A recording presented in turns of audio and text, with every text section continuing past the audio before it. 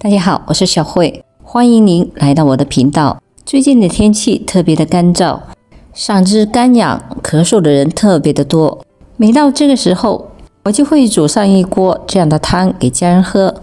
一整个秋冬天，嗓子都会特别的舒服，而且做法非常的简单。感兴趣的朋友就一起来看看怎么做的吧。首先，我们来准备5个金桔。现在又是金桔大量上市的时候了。碗里加入1小勺的小苏打，再加入没过金桔的清水，让金桔在苏打水里浸泡10分钟。接下来我们再来准备半个白萝卜。我们先来把萝卜皮给削掉。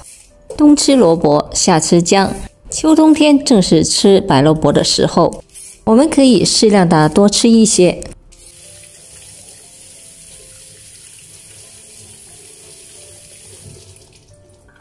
我们先来把萝卜对半切开，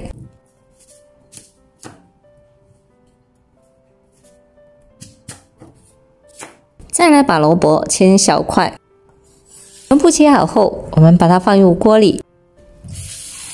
现在我们把泡好的金桔清洗干净，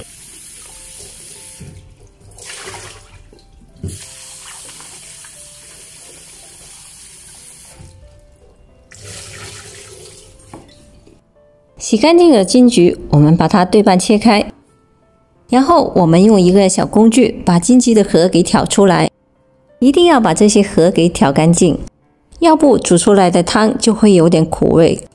全部处理好后，也一同放入砂锅里，再往里加入一些老冰糖，加入适量的清水。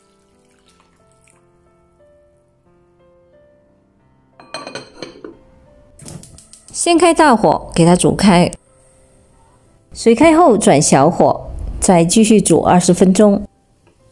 20分钟后，我们的汤就煮好了。这道汤喝起来酸酸甜甜的，口感非常的好，全家大小都适合喝。秋天正是养肺的季节，天气干燥，特别的容易上火、感冒、咳嗽。现在正是金桔和萝卜当季的时候，我们可以多煮一些给家人喝，汤放温热就可以喝了，别放凉了再喝。好了，今天的分享就到这里了，非常感谢大家的点赞、关注和转发，我们下期见。